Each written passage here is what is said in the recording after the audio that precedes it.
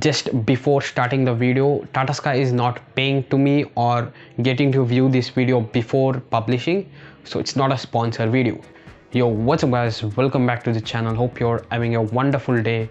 Today I'm gonna discuss with you my experience with the Tata Sky Binge Plus. So let's get started. 2020 has been a terrible year, at most even worse. So with that, everybody including me are consuming online content more than ever, especially in the OTT platforms. So that's why I plan to buy the Tata Sky Binge Plus, which has Android TV and the normal cable TV in it. The main reason I purchased this Tata Sky Binge Plus is that I had a Tata Sky connection before, so it only made sense to upgrade with this Tata Sky Binge Plus. I said Tata Sky Binge Plus twice, great.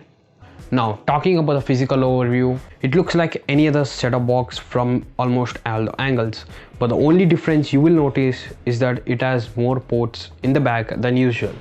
At the back, you get a cable connection port, a RCA port if you still use that, a Ethernet jack, two USBs, a single HDMI, and a DC power in. At the side, you also get a micro SD card slot where you can use your micro SD card to view files locally. The most interesting thing I found about this Tata Sky Binge Plus is that it supports 4K over HDMI, which is a pretty great thing as it supports both Android TV and the cable TV in 4K. So if you have a 4K TV or planning to upgrade to a 4K TV, then this would be a great option to you. Now, talking about the remote itself, there is nothing special in the remote, except you are getting some extra buttons.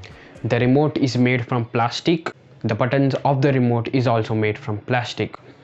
The button quality is very fine. They have tactile feedback. The remote is a Bluetooth remote, so it has a very good range and you don't need to point your remote at the TV screen every time you change the channel.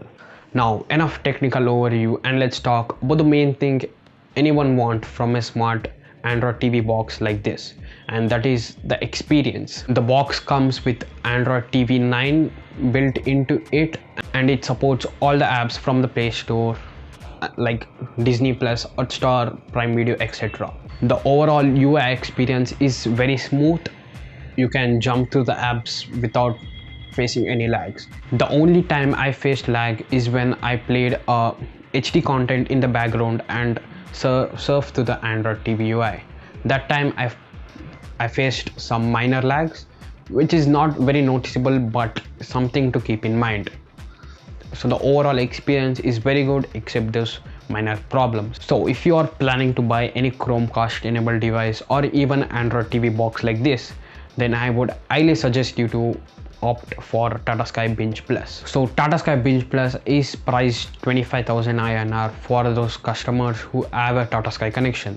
But if you are new to Tata Sky, then you will have to pay 3,000 Indian rupees. With that, it's time to conclude my video guys. So that's it guys for today. If you like this video, be sure to smash the thumbs up button. I know it's a very short video, but I thought it would be a great information for those who are planning to buy an Android TV box. And also subscribe to the channel and share this video so everyone can know me, and stay tuned for more videos guys. Till then, peace out.